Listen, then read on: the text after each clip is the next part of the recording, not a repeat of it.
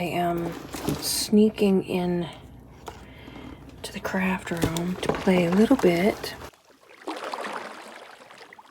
Hey, it's Care. Got a quick project I want to share with you. Welcome to my take at the lake.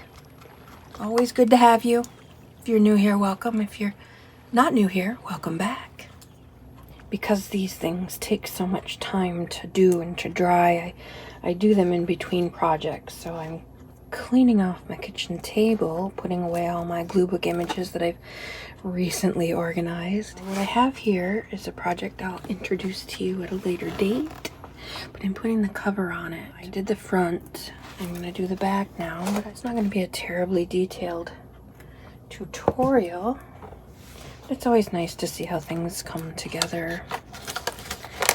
I am using a combination of two of Natasha Treasure Books, two of her tutorials, and I'll link them both below. One, she did a cover covering it in cheesecloth and then painting it and doing some texture paste on the cover, which turned out beautifully. I will not be doing the texture paste part of that, primarily because I don't have any. I wanted a different look for this project. So that's one, putting the cheesecloth over the cover, and all I did here was just, as she said, put the cheesecloth over it and used my watery homemade Mod Podge. This is the thrifted Mod Podge. I made a video on this the other day. I'll link that below as well, because I really liked how that dried without a sheen to it at all. Instead of painting it and texture pasting, I'm using another one of her tutorials.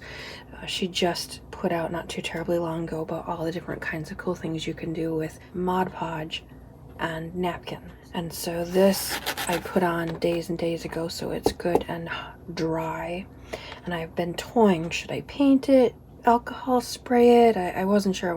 And then I thought, well, why reinvent the wheel? This is kind of the look I wanted. And I have all these fantastically dyed napkins in my stash from doing coffee filters for coffee filter flowers and collage. They just work beautifully in collage.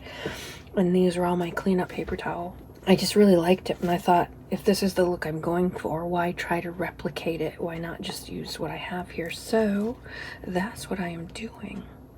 This is just one napkin on the cover. I think that I'm going to overlap the spine area because it gets so much work, and that way there'll be a little bit of that rainbow on the front cover as well.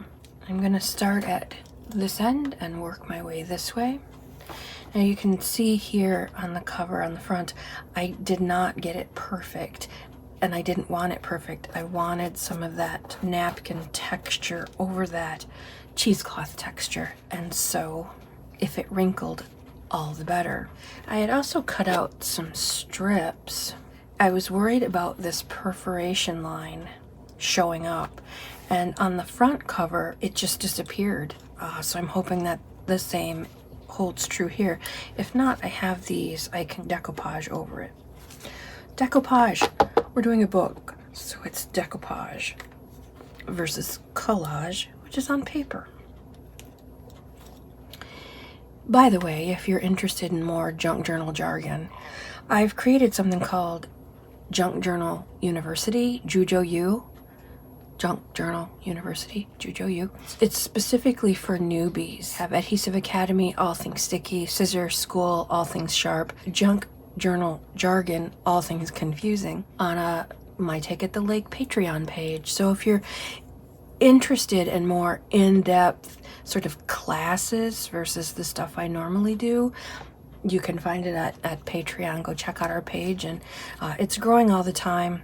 I'm just new to Patreon, so you have to bear with me. Those of you who are familiar with it, I'm new, and I will do more on that in an upcoming video. But since we're talking about the difference between collage and decoupage, I was binge watching glue book videos over the weekend, and all things junk journaling, and again was reminded about people talking about ATCs and iCads and backgrounds and jelly prints, and I remember being a newbie and thinking, what in the hell are they talking about? So I made up a printable. You can get that at the Patreon page, as well as a video that goes through and explains all in one place. It took me, I don't know, a year to piece and part it all together to figure out that an iCAD is an index card a day thing, and what all that means and why would I care. And that's all in a junk journal jargon, a printable and a video on the Patreon page. Back to this decoupage. I'm going to start here in this seam. This is still wet and I keep opening it to kind of stretch that out and work it in, train the paper, and then I go back in and I jam it back down in there because I don't want any bubbles and I don't want any troubles. Now here as it's drying, I have some air bubbles, and so I'm just taking my wet homemade thrifted glue Mod Podge and I'm going over that because I don't want the air bubbles. Those will eventually sort of burst and crack, and that's where you get peeling, and you don't want that. So I just keep re-wetting it and getting it down in there. Where they come from is just spots that I didn't have enough glue on. So I'm re-wetting this area because I'm putting another layer on. Bostons are napping, so I'm trying to be quiet. I don't know if there's a good side or a bad side, or if it matters or if it doesn't matter, but here we go. It's just barely big enough to cover top and bottom, but I have plenty on this side, so that's good because you want to wrap it around a little bit. And I'm going to go into that seam, that crack, and then a little bit extra. And I'm hoping that it just sort of blends and fades in. The whole point of this is I wanted something really colorful. And I think these napkins, or tie-dyed paper towels, fit that bill beautifully. I'm not sure I'm liking that line because this is all organic and this is pretty harsh.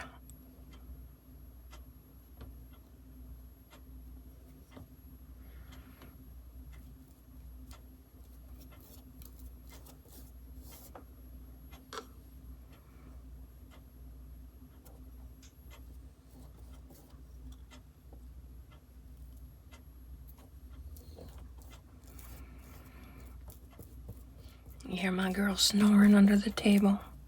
It's Riley snoozing away. Oh, I like that much better. I like that a lot better. Not such a harsh line there. Purposefully moving my brush around in a lot of different directions because I want the wrinkles. I want the glue to get everywhere. I have this underneath there to keep it from drying to the pages underneath, but that's not working, so I'm gonna put a clip there, just something to get that wet up off those pages so I don't have trouble later. Now I'm gonna re-wet this again.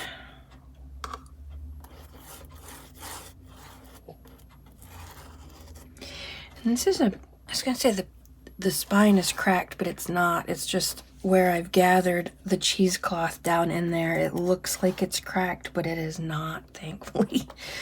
I hate to put all this work into a spine that's not gonna hold up, but she's good and strong. I've been playing in this book for quite some time and she's pretty hardy.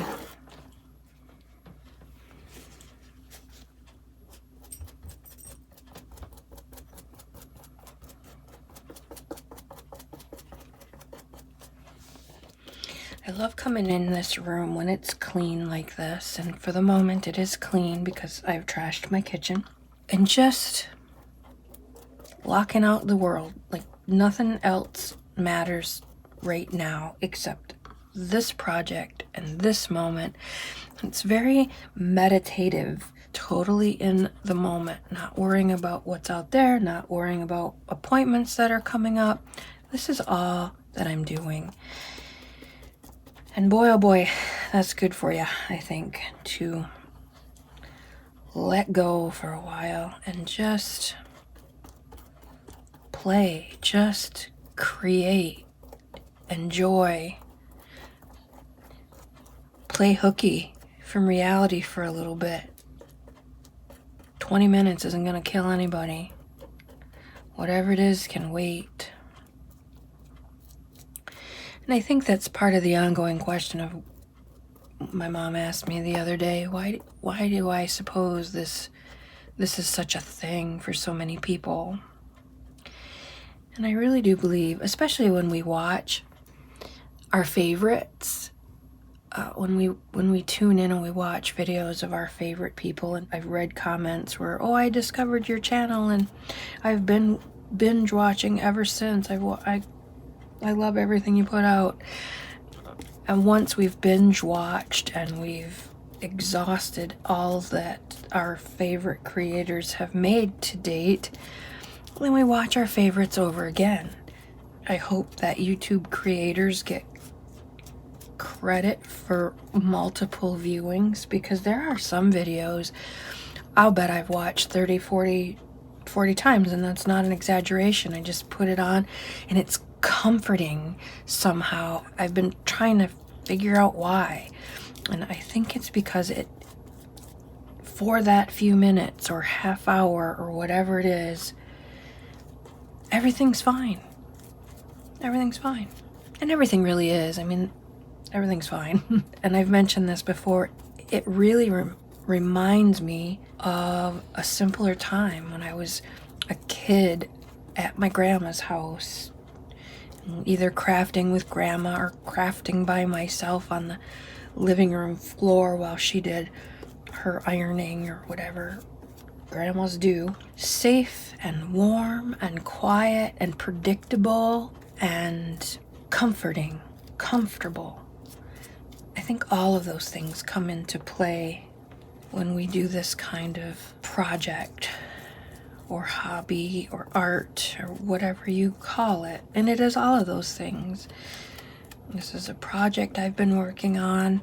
It can be construed as art for sure. It's certainly creative. I'm making something out of nothing.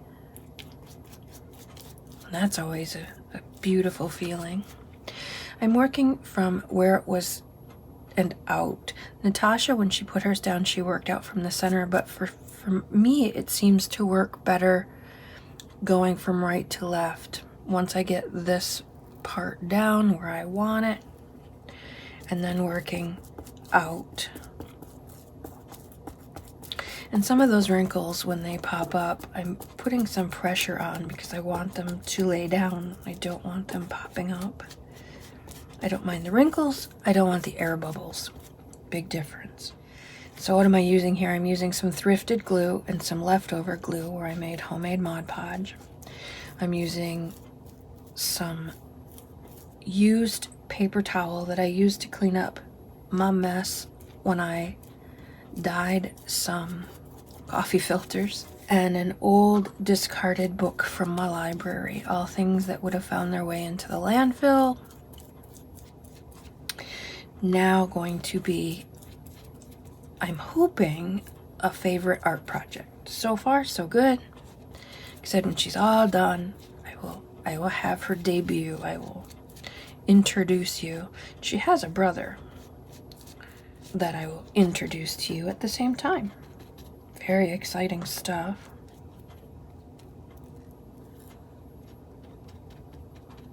Back to Patreon.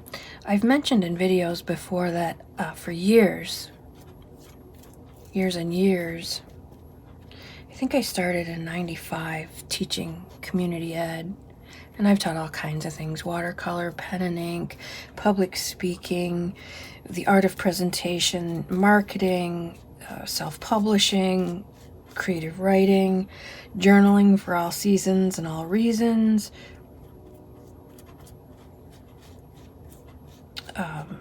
collaging, how to read collages, mind mapping, the art of annotation, which I could do that all day, every day. I love annotating work. But with COVID and whatnot, community ed is kind of a thing of the past, for right now anyway. So I've been trying to figure out a way to teach more community ed, but online. Of course, there's Zoom, which I will be doing more of that. My longer videos and more tutorials and how-tos, I'm going to put those up on Patreon because not everybody is into that. You know, I hate to play the YouTube game, but in order to grow the channel, I have to do things a certain way, which is so goofy. Put the videos out that people want to watch. And not everybody wants to watch a longer tutorial.